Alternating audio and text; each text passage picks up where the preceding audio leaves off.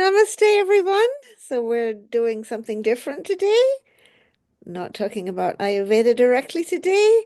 We are talking about Syria. So this flag that I'm wearing, which until a few days ago was the flag of the Syrian Revolution, is now the flag of Syria. Syria is free.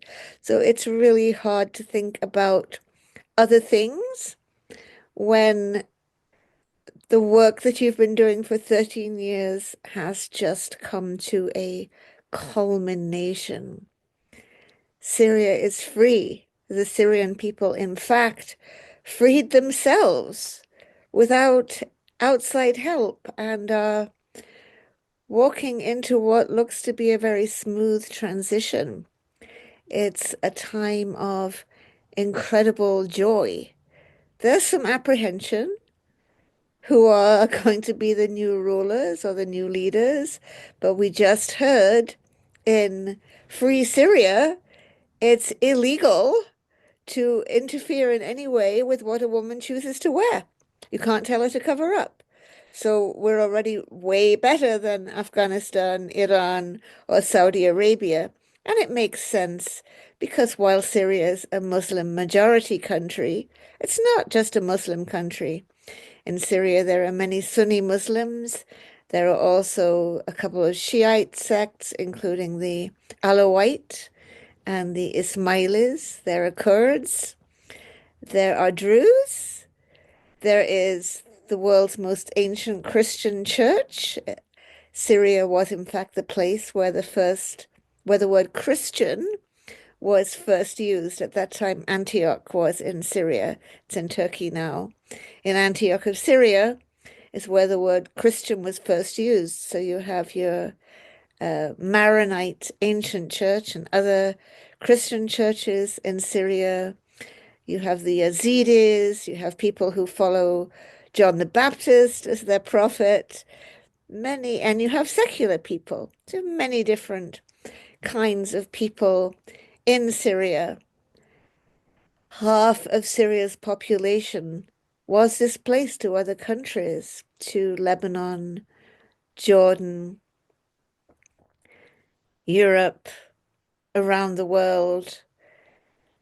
Turkey, cars are streaming in from Turkey, from Lebanon, from Jordan, as people rush to return to their homes. Now they are free from dreadful tyranny. It's a moment of incredible joy, but also a moment of horror and sorrow as the full extent of the what went on in Sednaya and the other torture camps, torture prisons, is being revealed to us. They had presses after executing the prisoners. They pressed the bodies before disposing of them. Just such terrible things. Many people are dealing with the fact that their loved ones will not return because they died in these prisons. Many others are finding loved ones who may not even remember who they are, or who are in very fragile health, or who have had organs removed. People are returning to bombed out homes. People are returning in the areas that were bombed by Russia to destroyed hospitals.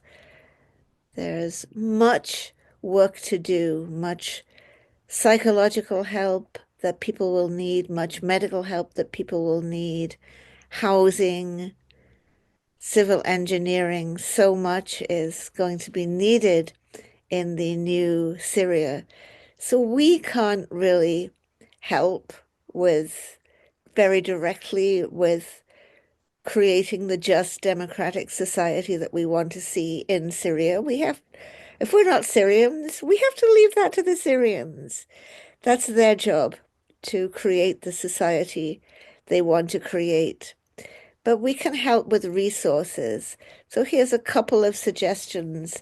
First of all, if you want to help Syria, you could help the people and the places that have helped Syria, worked with Syria, stood by Syria for all these years. So if you donate to Alandi Ashram, you'll be helping us to continue the prayers for world peace and healing, helping us to continue our work for human rights, helping us to continue our sliding scale clinic, all the things we do to help Syria and to help the world.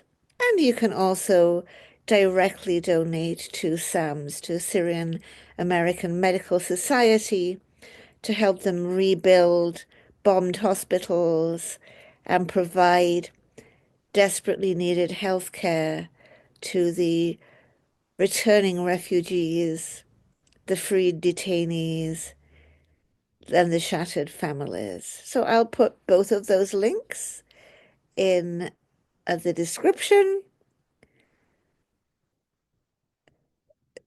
It's a big reckoning, but it's a time of incredible joy and celebration because Syria is free. Yay! What else can be said? Namaste.